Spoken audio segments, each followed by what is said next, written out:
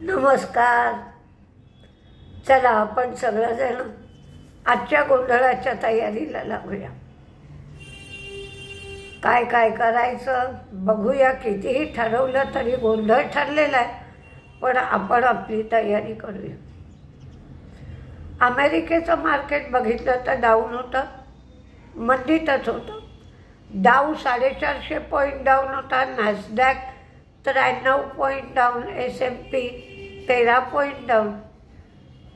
आपल्या इथे सुद्धा अनिर्णित अवस्थाच आहे. गेला आठवडा बुल्स आणि बेअर्सची खेचाखेची बघायला मिळते आहे. अमेरिकेमध्ये वॉलमार्टने कमजोर गायडन्स दिला.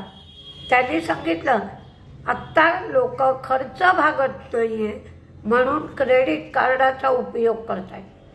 सगळ्या कंपन्या सांगतायत की आमचा खर्च वाढेल आणि रिटेलर्सची जी ताकद असते ती हळूहळू कमी होती आहे.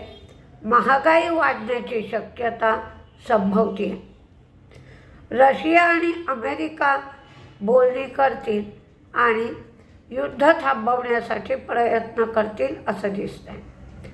अलिबाबाच्या शेअरमध्ये मात्र तेजी होती. नॅशनल स्टॉक एक्सचेंजचा एक रिपोर्ट आलाय.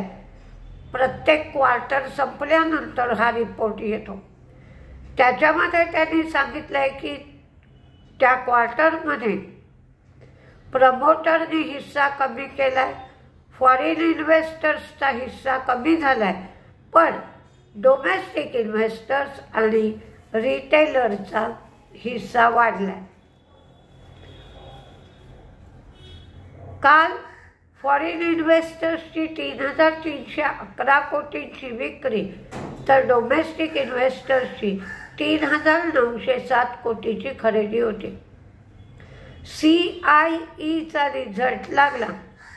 प्रॉफिट वाढलेला दिसतोय, रेव्हेन्यू कमी झाला आहे, मार्जिन कमी झालं आहे, पण जो प्रॉफिट वाढला आहे त्याच्यामध्ये अदर इन्कमचा समावेश आहे. गेल्या वेळेला अदर इन्कम 26.5 कोटी होतं, ते 33.5 कोटी झालं आहे. त्यामुळे आपल्याला प्रॉफिट वाढलेला दिसतोय. त्याने 7 रुपये डिव्हिडंड दिला आहे. त्याचप्रमाणे सनोफी कन्झ्युमरचा सुद्धा रिझल्ट लागला. हा रिझल्ट सनोफी कन्झ्युमरचा चांगला आला नाही. प्रॉफिट कमी झालं, रेव्हेन्यू कमी झालं, मार्जिन कमी झालं, पण त्यांना एक्सेप्शनल लॉस त्यांचा वाढला आहे. 1.8 वरून 2.9 एवढा एक्सेप्शनल लॉस सनोफी कन्झ्युमरला झाला आहे. JM फायनान्शियल यांना कालच्याच व्हिडिओत मी सांगितलं आहे 230 कोटींचा रिफंड 2008-2009 साठी टॅक्स रिफंड मिळणार आहे.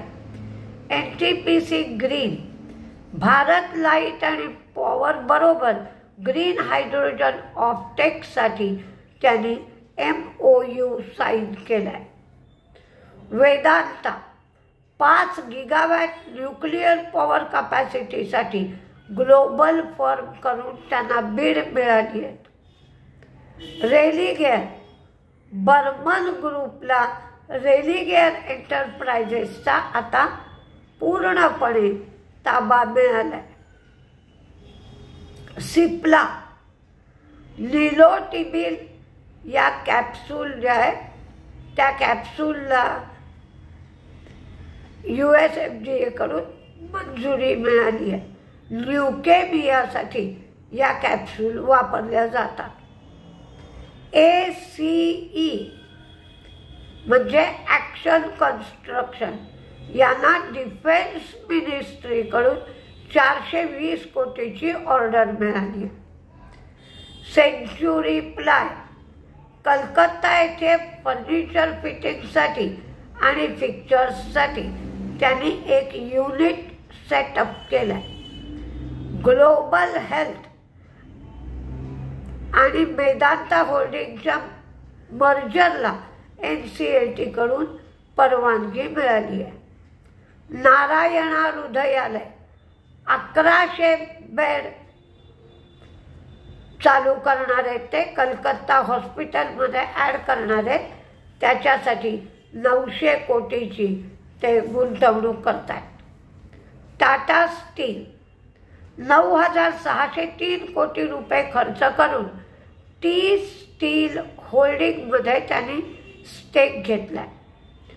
पॉवर फायनान्स कॉर्पोरेशन काकीनाडा ट्रान्समिशनची स्टेप डाऊन सबसिडियरी त्यांनी स्थापन केली आहे. संवर्धना मदरसन अबुधाबीला मदरसन ट्रेझरी स्ट्रॅटेजी त्यांनी फॉर्म केली आहे. सीगल 2,499 कोटीचं रोड प्रोजेक्ट त्यांनी पूर्ण केलं आहे. हाऊबच सुदर्शन कॉर्पला पिगमेंट बिझनेस विकण्यासाठी परवानगी मिळाली आहे. तानला कॅरिक्स मोबाईलने इंडोनेशियामध्ये युनिट सुरू केलं आहे.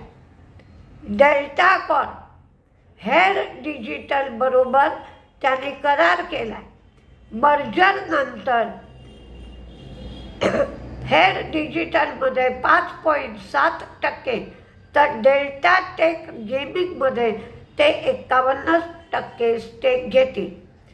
RVNLने BSNL बरोबर प्रोजेक्ट इम्प्लिमेंटेशन एनर्जी ॲग्रीमेंट केला आहे.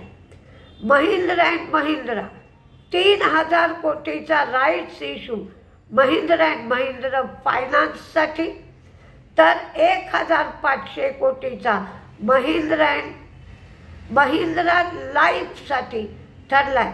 म्हणजे महिंद्रा अँड महिंद्रा फायनान्सचाही राईट्स इश्यू येणार, महिंद्रा लाईफचाही राईट्स इश्यू येणार. आज क्वालिटी पॉवरचं लिस्टिंग होईल.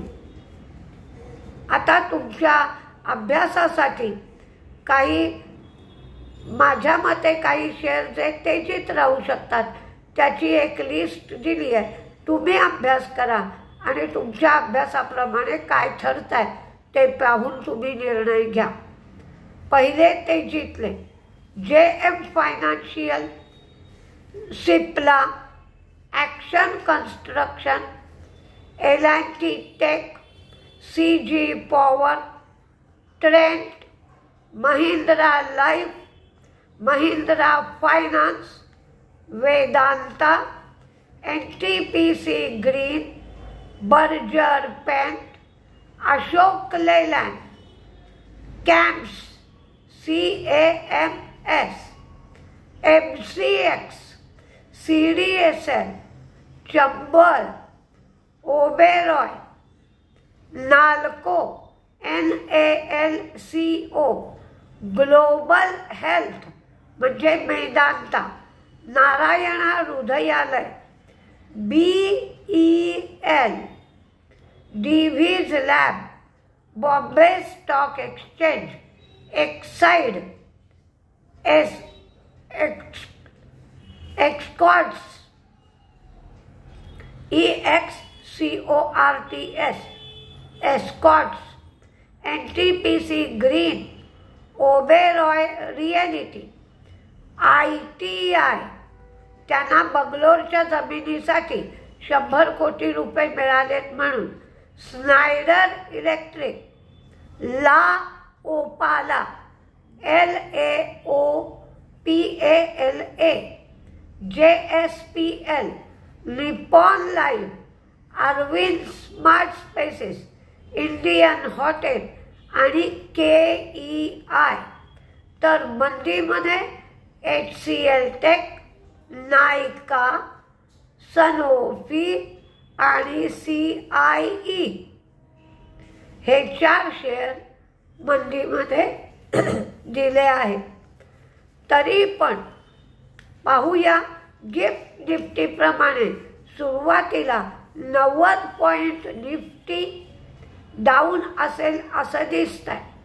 जर 90 पॉईंट निफ्टी डाऊन असेल तर तो 22,800च्या खाली घसरेल, तर तो किती खाली घसरतोय, 22,710 720 इथपर्यंत जर थांबला तर तिथे एक खरेदी करण्याची संधी मिळेल आणि तिथून एक 70-80 पॉईंट तुम्हाला मिळू शकतात.